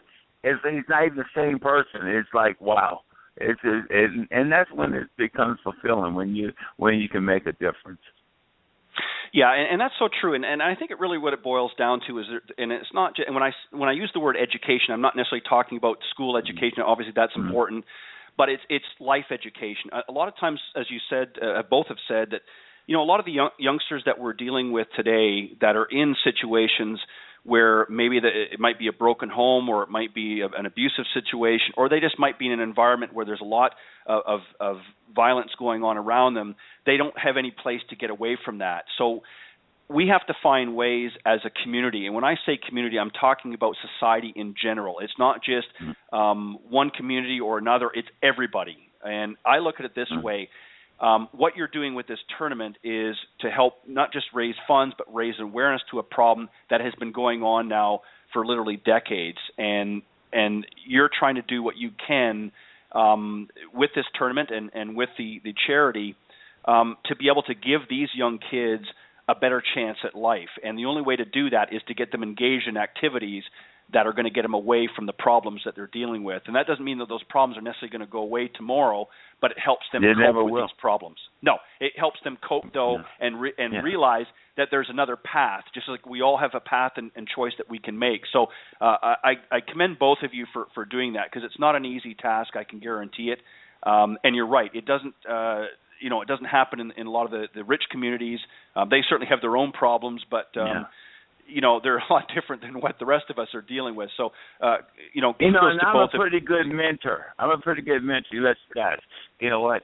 Hey, I'm 56 years old, and I still find myself involved in problems. You know, I get, and so things happen. You know, but if you look at it right, and you got a good heart, and you're generally a decent person, it'll work out. It'll work the way. You just gotta find a way to work it out, and that's what we do. We'll find a way to work it out. Yeah, and that's true. He's absolutely right about that, Ted. Because we don't. The one key thing for life is we don't judge. When those kids get sent to us for whatever the problem is that they're coming to us for, we're not here to judge them. Because I listen to what they have to say. All my coaches are trained that way. We listen to them, and then we just say, look, what we want to do, we're not judging you because of what you did. We want to make sure that you have enough information so that you don't do it again. And if you do it again, then you're going to come back and you're going to get some more information, and we're going to keep doing this until we get it right. And it's a powerful thing when you don't judge, and a lot of people can't do that. You know, it just takes a special person to be able to do that. So that's exactly really what we try to provide. Yeah, and that's exactly right. Guys, just hang on for 1 second. It looks like we might have somebody here on the call with us. So let's see if we can bring them on and have them join in the conversation. Good evening and welcome to Golf Talk Live. You're on with Lawrence Taylor and Paula Pearson-Tucker. Welcome to the show. Or not? Good evening. You're welcome. You're on Golf Talk Live. Well, I guess they didn't want to hang on. Yeah, it happens. Anyways, one of the things I wanted to talk about specifically about the tournament. What are some of the things that are going to be happening during it? As I understand, it's next week. It's the 23rd is when it officially starts and runs through, I believe, the 26th. Is that correct, Paula? Yes, that's correct. Okay. So what are some of the things that some of the folks can expect that are going to be attending, and those that are just coming to watch? Some of the participants and some of those that are coming to watch. What are some of the things that you've got going on? Well, we've built this tournament as a destination tournament because we live in South Florida, and there's so many tournaments that people have to choose from. So So, we want to invite people that have been in the cold all year to come down and throw back with us. So we still get, half the participants, and we have over 220 golfers right now that are registered to play and throw back next week. So, wow. 2 golf courses. That's not counting all the celebrities and stuff. So, it would be about 260. I hope not. Now, I hope it's only 225. who are going to be some of those participating? Who some of the celebrities are going to be participating, just so that folks can get an idea? Well, I'm bringing all the current Hall of Famers. I'm going to have Coach Parcells there. I'm going to have Harry Carson there. Myself, Michael Strahan. He's going to be there. He's willing to. Ricky Jackson. We have a lot of the local players like JT and just a lot of guys that are just the local guys that are and everywhere you go, if you have a tournament, you got to have local guys that's going to got to support you. If you don't have them, then it makes it harder to have a tournament unless you got local guys. So I'll tell you what. We're going to have about 30, 40 athletes, I would think, and 44 exactly. And I tell you what, we're looking to have a good time. We have a skins game on Friday. We have a tournament on Saturday. We have a sip and smoke on Thursday. We have we have a concert in the park. They get a lot for them. They get a lot for their money. Well, fantastic. Now, you've got some great, and I absolutely love this. Whoever put together your flyer and that, it did a great job, but you've got some great sponsorship opportunities and levels of support, again, going towards the charity. Who came up with, obviously I know it's a throwback to the 70s. Paula, was this your doing, or was this a collaboration of the two of you, or did you get some help? Yeah, it was Paula me. does this. Now, Paula does this. Hey, I'm not going to even start till Paula says, hey, listen, she comes to me and say, hey, this is what I'm planning on doing. Hey, is it okay with you? And I just like, okay, fine. I told her, listen, you make the rules just like any other woman in the house. You make the rules. Yeah. Let me just, for those of you that don't have the benefit of looking at what I'm looking at, let me just explain. Here's some of the different levels of support in the tournament. You've got love, which is $15,000, and certainly that's a lot of love right there. You've got peace at $10,000. You've got happiness at $5,000. Soul $2,500. And psychedelic at $1,500, groovy at $750, and heavy at $500. And then I love this for the individual golfers. You've got under I Can Dig It. This is just some great vernacular from really the 70s for sure. And I just love the concept. Paula, you did a fantastic job putting this together. Again, kudos to you for doing that. But all of this, as we round it up into this, really goes for a cause. It's a good time, I'm sure, had by everybody, but it's really, as we talked about, to help these. So, Paula, tell a little bit about the For Life organization, how it got started. As you said, it was through the city of Lauderhill. How did you sort of become? That's how the golf tournament gets started, but not how For Life was started. And I went through the First Tee. I did the whole First Tee certification, and First Tee does some wonderful things for kids. But my passion has always been with kids that have gotten in trouble, because I got in my share of trouble, and I was always surrounded by people who were telling me that I can be better and do better, and because they did, I did better. So I always will work with kids that don't have those opportunities that the country club kids have, and I was finding that's where the First Tee was more towards that. And again, they do some wonderful things, but I'm dealing with things that are happening in my community. I have my pulse on what kids are dealing with, and like I told you, unless you've been shot, then you can't talk to a kid that's been shot. There's a whole different realm of programming that you have to deliver. And that's what I do. So, with Lauren's encouragement, we kind of started our own organization to be able to deal with the things that the inner city kids are dealing with. And again, to be able to get up in their face and talk the talk and understand where they're coming from. So it has grown from that. And we started with, 15 kids or 20 kids, and we have over 180 kids that are registered in this program now. And they come and they go. Some of them are long term. I have kids of kids who have come through this program. So we've been around for 17 years. It's not like we just started doing this a couple of years ago. And I bet Lawrence didn't even realize that we've been doing it that long, because I can't believe it, that I've known you that long, 17 years. Lauren, she's saying she's known you for 17 years. Can you believe that? That's a little longer than I like, but anyway. Now you better watch yourself, because you're going to be facing her. Let me tell you, you might have had that you might have had that stare in that picture, Lawrence. But I can tell you, Paula, going head to head with Paula, I think you've been outmatched there. Paula, yeah, explain she's all. Hey, believe me, she's all man. Okay. Stop! Don't you go there.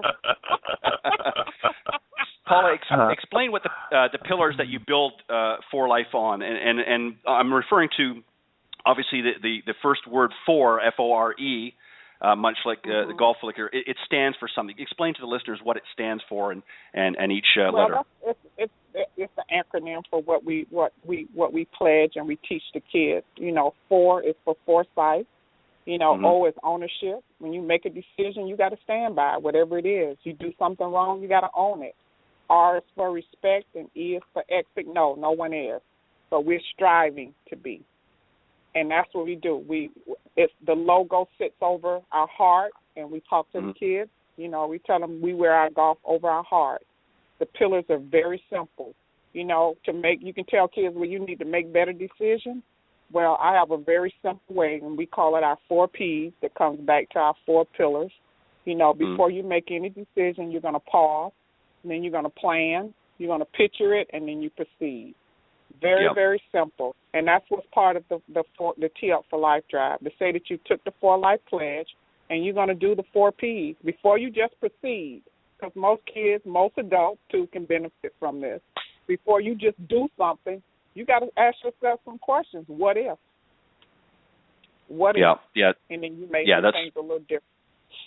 Now, obviously, Paula, like anything in life, there's always, ups and downs or some success.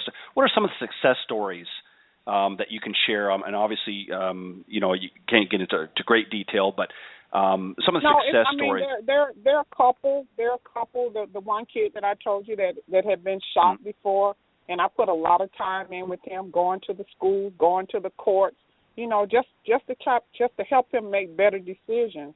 And he was able to graduate from high school. And these kids continue to come back. They come back and say, Coach Paula, you still here? Yeah, where I'm going. I have one kid that's come through my program that's serving as an ambassador for Life that's trying to play golf professionally. An awesome guy, an awesome young man. And I have one who they brought him to me 4 years ago looking for the first tee, and the first tee wasn't here. They found For Life. And this kid, I have been through some ups and downs with him, but he's going off to college in the fall. And Excellent. That's my greatest success, that Juan Pablo has gone off to college in the fall. And what's some of the personal feedback, Paula, that you've gotten from some of the students? What have some of them come and said to you for what you're doing here? They just say, thanks for being here. We have been consistently been here for 17 years, and now they bring their kids to me. That's the greatest compliment right now. You're not bringing your kids here? I mean, it doesn't get any better than that. Do you see that they're Lawrence actually bring his kids here? Yeah. I have Lawrence's son in the program, so a lot of the guys that I play golf with and I work with, they bring their kids here. Do you see, Paula, that a lot of these kids get it? They understand what it is that you're trying to do, and obviously they appreciate it, but they understand what you're bringing to the table and helping them, that it's not just about learning to play golf, but it's really learning about life skills? Well, they don't get it at first. As they get older. They don't get it at first. And see how life, it really will hand you some challenges, and then they don't know how to handle those challenges. So you can get all the help you want, but if you don't need it, it's not until you need it or something happens in your life that you're happy that you've had the experience or the training to handle those things, you know. And they may not know that they have it until, like he said, they have to use it. And they're saying, you know what? Instead of going off on this person right now, I'm going to pause. You know, they do it in golf. I want them to be able to do it in everything that they do, not just when they're on the golf course. And every program, in every session, we make sure that we implant a little bit of something in there that they can take away. We do the same thing. Those pillars that we talk about, they get that at every session. It's on the walls everywhere. I tell them to tattoo it. You want to go get a tattoo, you better tattoo these 4 P's on your arm. So every time you look at it, you'll remember. You want to tattoo that. LT, have you got that tattooed on your arm? No, but I tell you what, I got a tattoo in my head. You know, I'm married, so I got a tattoo. All right, so tell us a little bit. LT, Lawrence is my poster child. Yeah, really, I'm definitely your poster child. Yeah, I don't mind seeing that though. Well, Lawrence, I know that you've as we talked a little bit at the beginning, I know you've had a fabulous NFL career. What has golf done for you? You've obviously, did you play a lot when you were playing, still playing football full time? Did you have some time to play golf, or was this something that many of the athletes do as a sort of a transition a little bit later on? I played during while I was playing football, but not a lot, But you take it. I took it up later on in life. Now I wouldn't know what to do if I didn't have it. I'm not a beach goer. I'm not going to sit in the movies all day. I'm not going to sit around house and mow the grass. No, I'm not going to do that. So if I didn't have golf, I would. It'd be a real boring day. So I mean, I'm very fortunate I have it, and I like to play the game. I like the interaction you have with different people.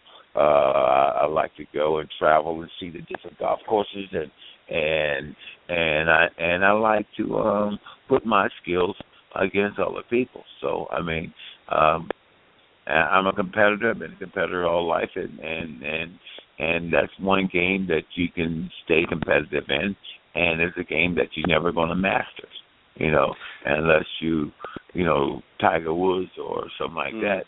But even Tiger Woods, his things didn't change. So I mean, I just like the camaraderie. I like the interaction you have with the game, the people you meet. The lies you tell about it. I like it all. Did you, speaking of golf and Tiger, did you watch? Did either of you watch the Masters this past week? And if so, did you happen to see when Tiger hit from the straw and hurt actually a bone apparently popped out of his, I believe his wrist? Did any of you see that? Either one of you see that at all this weekend? I saw that, but I mean, I don't. He got a little, bone, but he probably got a little stinger. But hey, we all get stingers. It happens. It happens, man. I mean, listen, but he fought through it, and it's a stinger. I mean, I don't think I've never. I don't know about bones popping out and stuff, but maybe that's the way he saw it. But it happens. It's a stinger. We had stingers. I can't even tell you how many stingers I've had. I can't tell you how many.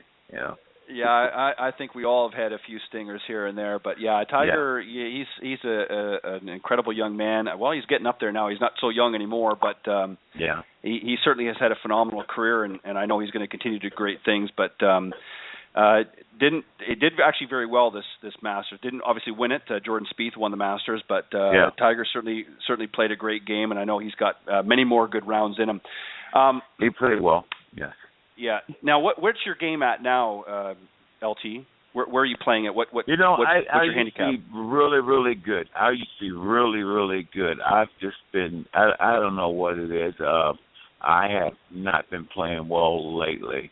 Shoot, I don't even know the last time he's still a force to be reckoned with, and you need to stop. I want to look. Listen, I want to find a way to win. I just won a tournament in Bermuda last week, so playing against Bullet Joe Tolliver and some other guys and stuff. So I just won that last week, but I'm not happy with my game right now. I think what it is, I can't see no more.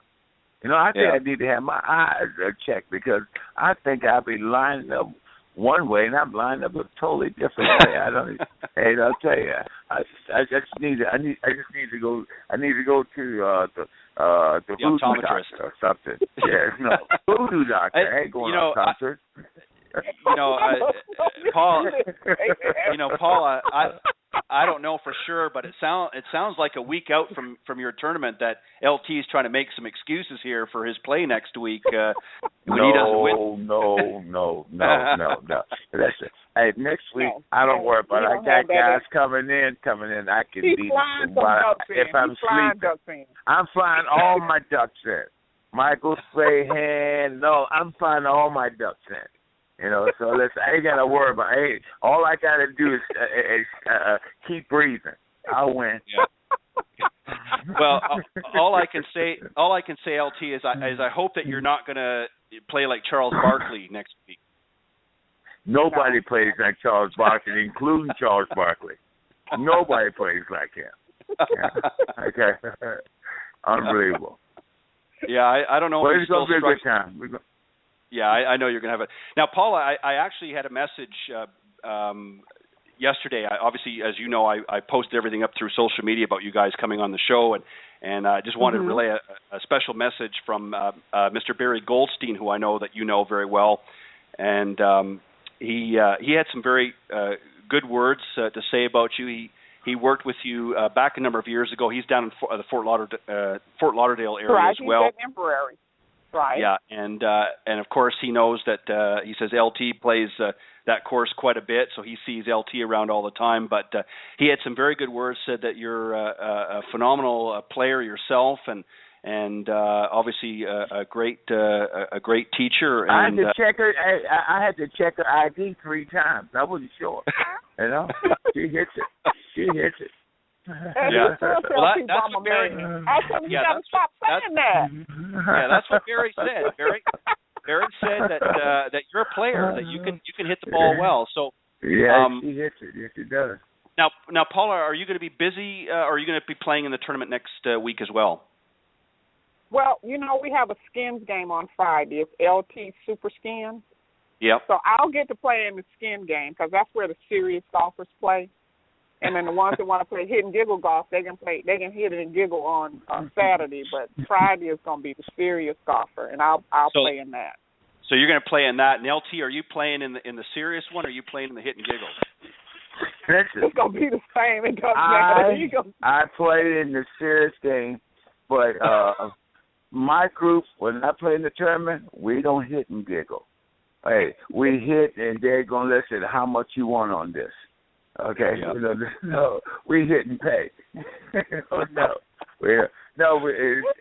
little bit. It's the greatest thing about you have your own golf tournament. You can make your own rules as you go. He does what he wants. But there are also some people that play in the fun golf that do their own thing. Yeah. It's like another tournament, and we're on 2 golf courses, so you can do that. And that's the great thing about Throwback, man. You're going to get a little bit. The ones who don't play real well, we got something for you. But if you want some serious, okay, we got something for that too. A little bit of something for everybody. Yeah, everybody's going to have a phenomenal time. Got a little bit. Nobody really worries about who wins this thing, so it's not about that. It's about having a good time, fellowshipping, meeting people, seeing guys who you haven't seen in a while, and be able to tell your lie at the end. That's it. That's right. Absolutely. Paula, I'd like for you, if you could, just since you've got all the information there, let the folks know exactly when the tournament's taking place and where it's going to be, and then how those that are interested in maybe helping out that may not be able to make the tournament but would like to help out for the charity as well, how they can go about doing that. Let us know exactly where and the whens of the tournament. Okay, and you can find all the information on our webpage. It's www.forlife.org. But we're starting on Thursday with the Sip and Smoke, and we're so blessed this year to have the Seminole Hard Rock in Hollywood come on board. They're our presenting sponsor, so, we're having a kind of a welcome reception poolside at the Hard Rock starting at 7 o'clock that night. LT just launched a new brand of cigars. What's it called? 56? With Rockefeller Cigars. That's right. He has his own cigar. So, we're going to launch them and celebrate. Because he turned 56 this year. 56 turned 56. So we're going to continue the parties a little bit here. So we're sipping and smoking by the pool. Then Friday is the Skins game.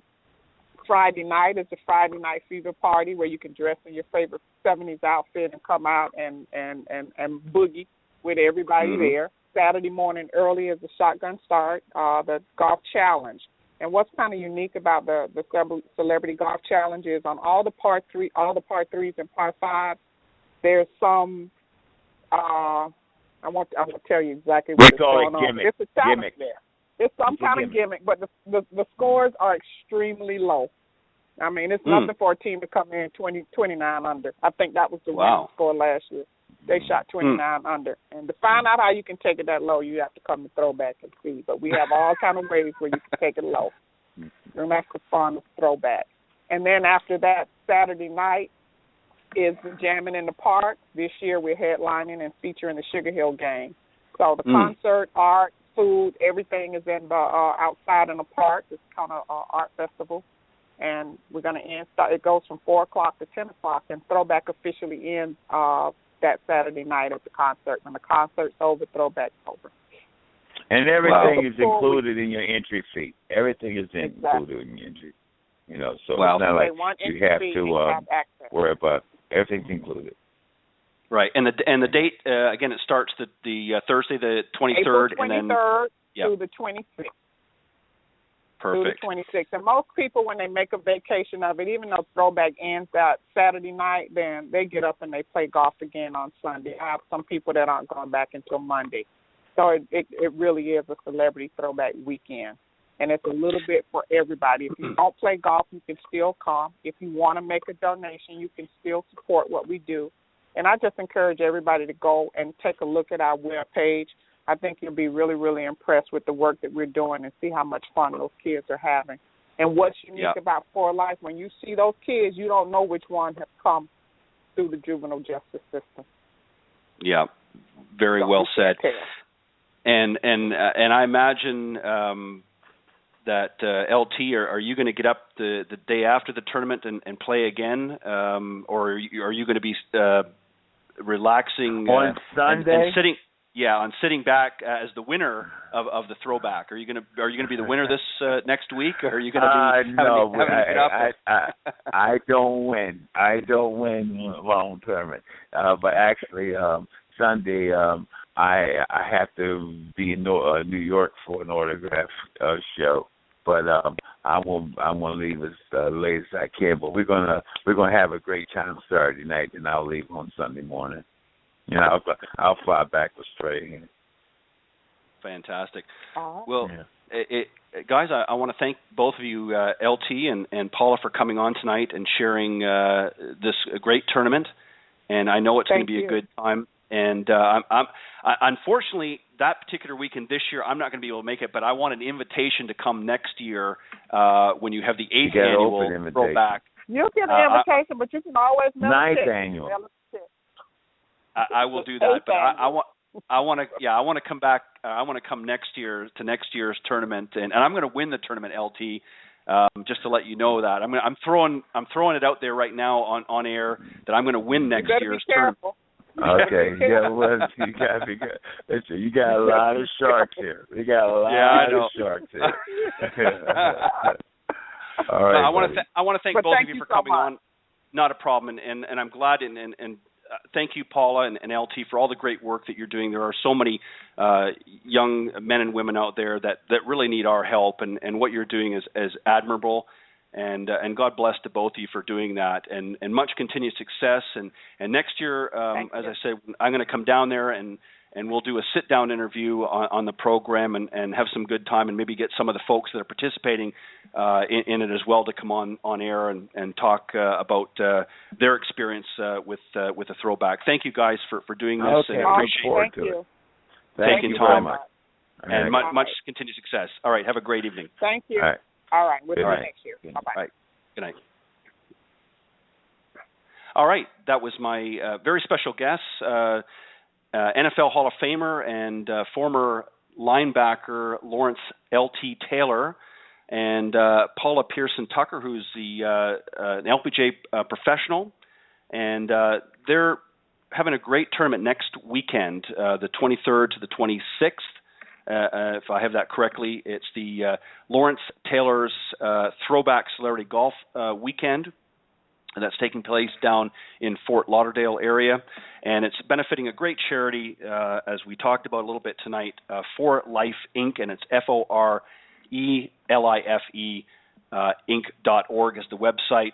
And it's a great not-for-profit organization that uses the game of golf and its character-building skills to empower many of the vulnerable youths out there, and helps them, providing them with some skills to both succeed and survive out there in what can be sometimes a challenging world. So thank you to both LT and for Paula for coming on the show on Golf Talk Live tonight. And thank you as well to my special guests on the Coach's Corner panel, Nicole Weller, Tom Morton, and Kate Tempesta for coming on. And unfortunately, as I said, Brandon Elliott wasn't able to join us tonight, but we'll get him back on another show and talk about that. But thank you very much for tuning in tonight, and thank you for always for your support of the show. I had a good time tonight. I was glad to have Paula and LT come on the show, and it sounds like it's going to be a great tournament. I wish I was able to go next weekend, but unfortunately I have another engagement. But I'm certainly, as I promised, I'm going to make an effort to go down there next year, and I'm going to win that tournament. I'm throwing it out there. I'm putting myself under the bus tonight. Guys, thank you very much for joining me tonight on Golf Talk Live. A special thank you to all the listeners around the world for tuning in. I had a great time, and it's through your support and through the participation of many of the teach professionals and coaches and authors and entrepreneurs that stop by the program. It's through their participation and guest appearances that have helped make Golf Talk Live a first-class show. Thank you. A special thank you to the sponsors and supporters. Jonathan Laird, of South Coast Golf Guide. Thank you, Jonathan, for all of your support. Meredith Kirk Golf. Thank you for your support. Nikki and Tiffany Litherland, again, for helping spread the word. Mr. Bernie Pinder from Ontic Golf. Thank you very much. Mr. Sean Kelly from linkedgolfers.com, and Mr. Peter Doyle from Doyle Golf Solutions over in Ireland. And thank you, Mr. Barry Goldstein, for all of your support as well. Had a great time tonight. Look forward to being back here next Thursday at 6 p.m. Central, right here on Golf Talk Live. God bless everybody.